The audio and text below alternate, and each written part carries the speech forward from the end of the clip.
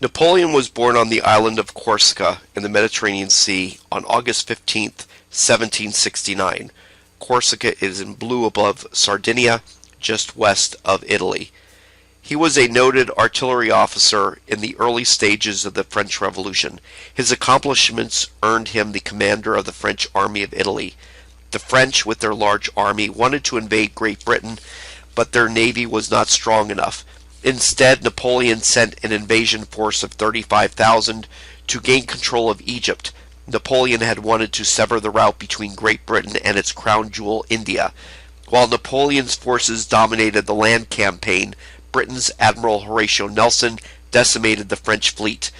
Napoleon was cut off from supplies, he could not advance, but was still revered by the French people. Civil war began anew inside France, and Napoleon returned in October of 1799. With the help of others, Napoleon dissolved the Directory and became a sole military dictator. The Constitution of 1799 is when the Directory is overthrown and replaced with a strong executive. Napoleon became the first consul. Two other consuls were also selected, but Napoleon had the real power.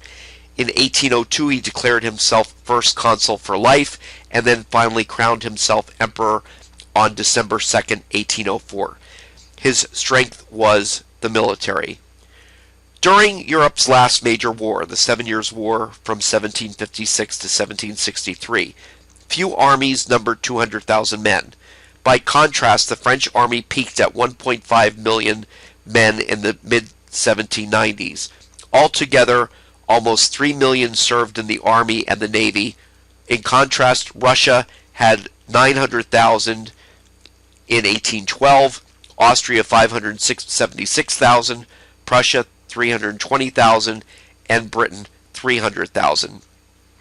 Napoleon continued to practice administrating to the rural areas and obtaining taxes just as Louis XIV had done in the past. To gain support from the various factions that were alienated by the Jacobins, Napoleon passed many laws restoring past freedoms. First, you had the Concordat of 1801. Catholicism was recognized as the majority religion in France, but not the Church of France. This pleased Jews and Protestants. More importantly, he gave the Pope the power to appoint bishops, although the French nominated the applicants. This gained him the sympathy of all Catholics, although it did not restore the property that once belonged to the Catholic Church. Napoleon attempted to assimilate the Protestants and Jews into his secular French society, so this gave a little bit to everybody. He then created the Code Napoleon. Napoleon guaranteed the same freedoms heralded during the Revolution: secularism, abolition of serfdom, etc. However, it also made a unified legal code throughout all of France, although women's rights were inferior to men in divorce, adultery, and property. For education, Napoleon standardized education throughout all of France. The core was the University of France in Paris, but with satellite campuses throughout the country. He was noted for pursuing administration, law, and mathematics, although, again, women did not receive the same standard of education. To support the bourgeoisie, he started the Bank of France, which was controlled by the banking class. He also raised tariffs to protect French industry. Remember, the Industrial Revolution had begun. As his armies moved westward, many workers had employment in the munitions industry and road building to support the large army. Through these endeavors, Napoleon was beloved by the French people, so it was a way to get the French people cooperating with each other. Napoleon also created a special art of war. Between 1800 and 1805, he built up the Grand Army. He developed the idea of corps, which combined infantry, artillery, and cavalry into fighting units, which would operate independently, but with each having the versatility to engage an entire army.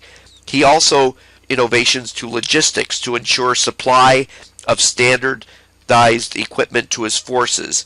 He also obtained accurate maps of potential theaters of operation to ensure good intelligence and allowing for accurate planning.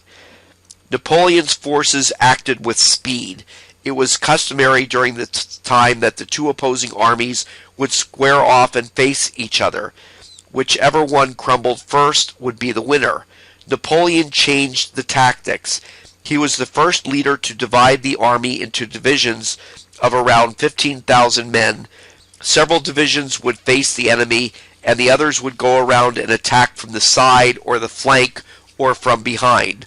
Artillery troops would be in the front and decimate the center of the enemy line, causing confusion. Infantry would move into the center. The enemy would be surrounded and therefore have to surrender if they could not fight their way out of the pocket. His goal was to annihilate the enemy's army and not to let it retreat for another future battle. So these were all changes to modern warfare developed by Napoleon.